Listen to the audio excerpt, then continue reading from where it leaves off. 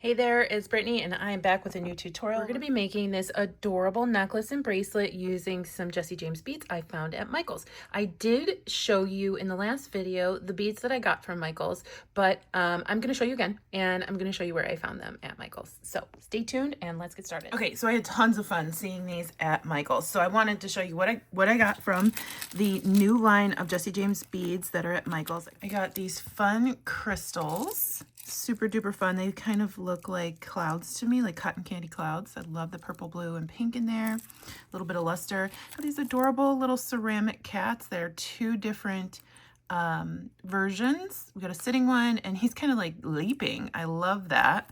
And then there are some glass beads in between. Then I got these ombre, like etched glass beads with a little bit of AB on them. Super duper pretty. 2 blues, 3 blues, 4 blues, and a green. And then I got ombre hearts, 2 blues and a green. Again, they're like a turquoise and a green. I got these gorgeous crystal AB flowers. Like, these are stunning. The Aurora Borealis or iridescent finishes on one side, but it shines through the other side. They're so shiny. I love these. These gorgeous Asian-inspired ceramic beads. Super duper cute. And then look at these little umbrellas and some crystals. So fun. And for this tutorial, we're going to be using these two sets, this ombre etched strand and these beautiful hearts. And we're going to make a necklace and bracelet set. Here I am finding these gorgeous beads in Michael's. It was like a treasure hunt seeing the Jesse James beads label each time I found a new strand of beads. We have the cats. We have the Asian-inspired ceramic beads.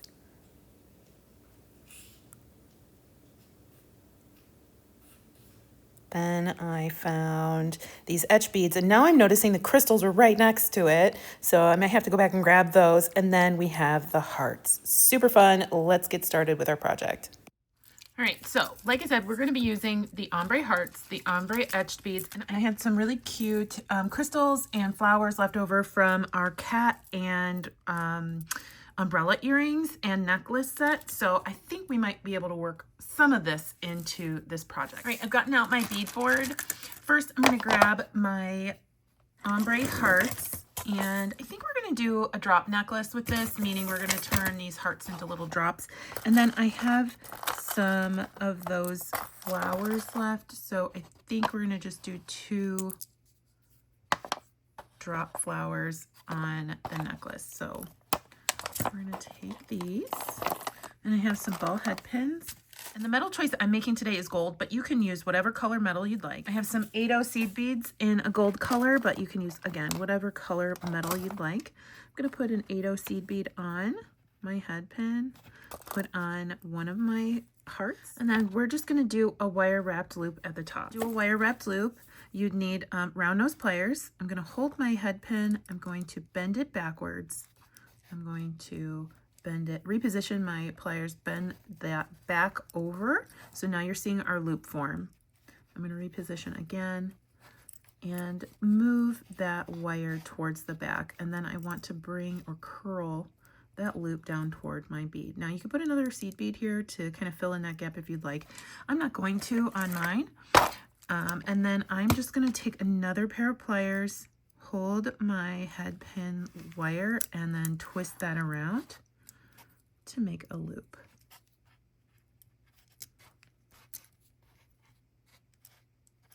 And then I'm going to do this with several of my hearts. I'm only going to show you one in the video. And then I'm going to take my trimmers and nip that right there. So now we have a little charm or a little pendant. But I want to do several of those. I'm going to save one of each color for my bracelet. Okay. Put those off to the side.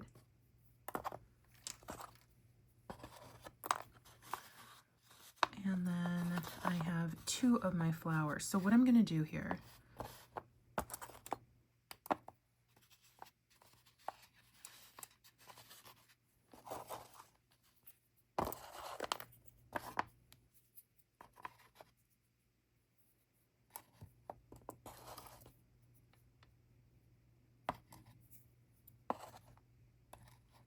Since turquoise is my favorite color, I'm going to have the heart, the turquoise heart, be the center of this necklace. Like that. And each one of these is going to hang like this. And then we might have the flowers off to the side. I'm going to go ahead and make each one of these hearts into a drop. So we're really going to accentuate these hearts with our etched glass beads. We do want to save some for our bracelet. You get 2 7-inch strands. So we're going to accompany these beads with our gold seed beads too. So I'm going to open these up, and then I am going to lay out my design on my design bead board.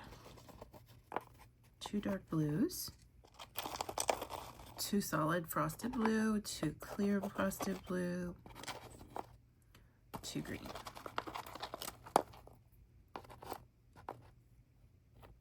I'll do that same design on the other side. Then I'll put my little flower here. Then I'm going to go to green. I'm going to do this exact same thing but backwards. So we'll do 2 green, 2 lighter frosted, 2 darker frosted, and then the darkest blue. These beads right here will be left for our bracelet. I'm going to go ahead and string. I have 19 strand bead-along bead stringing wire in gold. And then between each bead, I am just going to put a seed bead. So I have a gold bead. This will take up some room on your necklace too. So if you want it to be shorter, you don't have to include your seed beads. If you want it to be longer, you could put more seed beads between each bead. I'm just going to alternate between seed bead, glass bead, seed bead, glass bead. And then once we get to our hearts in the middle, we'll need to put some seed beads between those. Or you can use crystals, you can use the seed beads that came on the strip, or you can even use these beads that were on the other strand. Okay, I've gotten to the middle. I'm doing 3 beads, 3 seed beads after my etched bead, and then 5 beads between each of my hearts. Now that means that they might have a little bit of overlap, but I think it's super cute the way it's hanging. So then I'm going to finish with my pattern. I'm going to string everything else, and then I'll show you how to finish off the back of the necklace. Okay, everything is strung. I've put 5 extra beads on the back. Seed beads, I don't think we need anything more than that. The length is pretty nice on this necklace. I needed 2 extra jump rings, and 2 crimp beads, and 1 clasp. So we're going to go ahead and crimp this necklace closed. Make sure your jump rings aren't open. I'm going to put 1 on my clasp. When we open a jump ring, we want to make sure we twist it, don't pull it. That will weaken the jump ring if you pull it open. So we're going to twist it back closed. Then I'll grab the end of my wire, put on a crimp bead or a tube, whichever you prefer. And I typically put my clasp on the right side of my necklaces. However, this one is going to be reversible, so it doesn't matter which side I put my clasp on. If you're left-handed, you can go ahead and put it on the left-hand side. And then I am going to move that crimp down to my jump ring, making sure that these wires are not crossed. We're going to put that in our crimp pliers all the way at the back and squish. We're not pressing too hard. We're just making sure that folds. We're going to move it up a rung or 2 on the crimp pliers and then squish again. Again, not pressing really hard. And then I'm just going to do 1 more squish. Sometimes I can get my wire to go into an 8/0 seed bead twice. Typically I do that just so that the connection point or the cutoff for the wire is not right up against the crimp. I don't like how that looks, but you can do whatever you'd like. And then I am going to trim this wire. Make sure you don't trim your main wire. All right, and then we'll move every bead down toward that clasp. And then I'm just going to make sure my pendants or charms, whatever you want to call them, lay correctly, because we don't want them to be wonky and then crimp it and then there's just not enough room for our charms. And I do like how they're overlapping, but they might spread out as we wear them. It's totally okay for me. I'm going to go ahead and put on my crimp, grab my jump ring, go through the jump ring and come back down through my crimp, just like we did on the other side. Now this side will be a little bit more difficult than the other side. However, not too much. We're going to come down through as many beads as you like. I'm going to go ahead and grab that tail right here and then grab my jump ring, and that's how we remove the slack from the wire. We're just going to pull on that tail until we have a little bit of a loop next to our bead. Now there is going to be a little bit of a gap here. What you could do is put a bead cover on the crimps when you're finished. If you want to remove that gap, I'm not going to notice because it's going to be behind my neck. And then we're going to go ahead and squish. Oops, and that became a flat crimp, so we want to make sure we kind of fold that a little bit more. There we go. We're going to turn it 90 degrees, squish again, and then squish one more time. And then we'll just trim that wire. We have a completed professional looking necklace.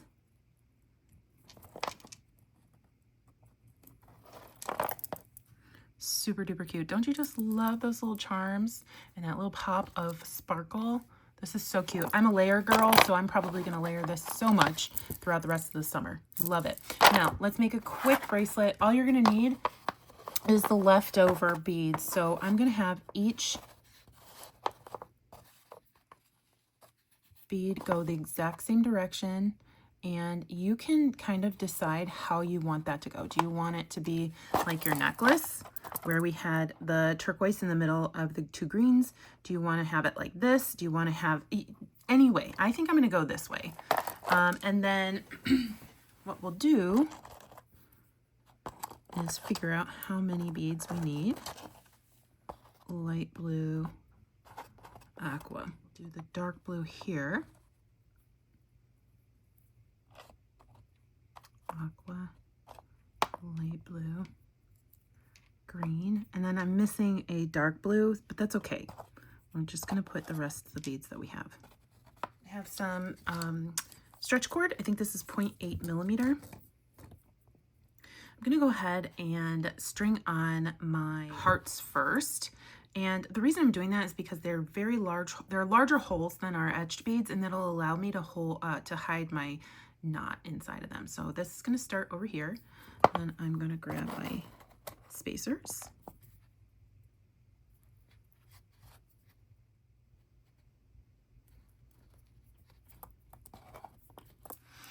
Okay, this is as long as I need it, so I have 3 extra beads here.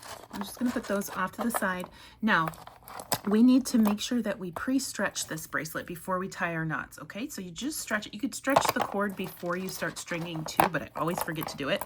But this helps your bracelet stay in shape over a longer period of time. If you didn't do this, your bracelet would end up stretching out very quickly. All right, so I end up making 3 knots, and by 3 knots, I do 1 by doing just a quick cross there. That's 1 to me. Then we're gonna do number 2.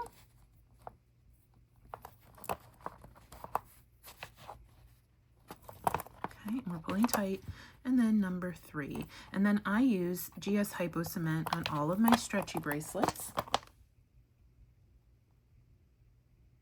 Just put a little bit goes a long way. And then I go ahead and just work that glue in by pulling my strings a little bit.